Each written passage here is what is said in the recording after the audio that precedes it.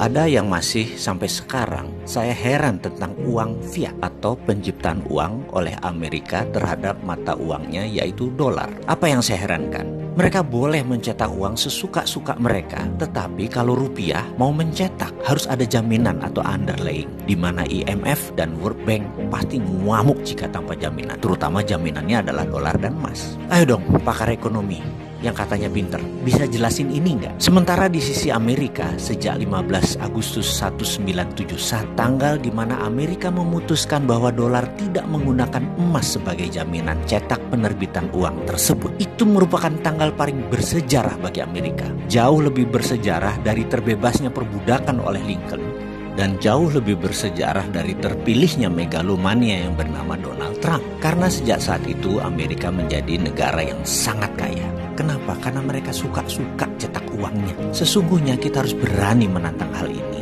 terutama para pakar ekonomi kita, dengan pertanyaan sederhana, terbitnya dolar itu berdasarkan apa? Boleh nggak sih saya heran dengan para dosen, para pakar ekonomi, para pejabat ekonomi, profesor, doktor ekonomi, mengapa mereka setuju Amerika cetak sak mau-maunya, dan bahkan Anda mencari pembenaran-pembenaran, sementara negara lain tuh haram hukumnya untuk mencetak uang. Dan hebatnya lagi pejabat negara yang pasrah bongkoan dengan konsep ini tuh banyak. Saya tidak habis pikir, apa yang menyebabkan banyak negara tidak berani cetak uang sendiri seperti Amerika? Inflasi. Kok Amerika cetak sak mau-maunya, inflasi mereka di bawah 3 atau 4% sih? Subprime mortgage, skandal keuangan menghentak ekonomi Amerika hingga 8 juta pengangguran dan merugikan triliunan dolar di tahun 2008 yang menghajar banyak lembaga mitra Federal Reserve seperti Goldman Sachs, JP Morgan dan lain sebagainya. Hanya sebentar selesai masalahnya dengan Federal Reserve printing money, billion dolar, lebih besar dari anggaran APBN Indonesia. Kita tanya kemudian, terus mana inflasinya di Amerika? Tahun depannya 2009 atau 2010 nggak lewat tuh 3% inflasinya. Mengapa Indonesia tidak ikut Amerika juga cetak duit? Ada emang yang menahan? Oh ada.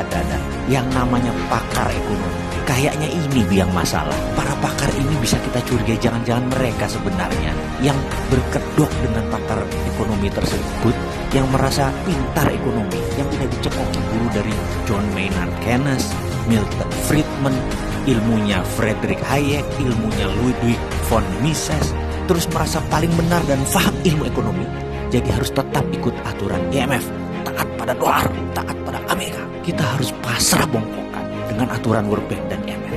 Cetak duit harus ada jaminan. Kita tanya, lu kok gitu sih? Apa benar ilmu itu? Jangan-jangan ilmu udah kadaluarsa kali. Coba kita lihat fakta.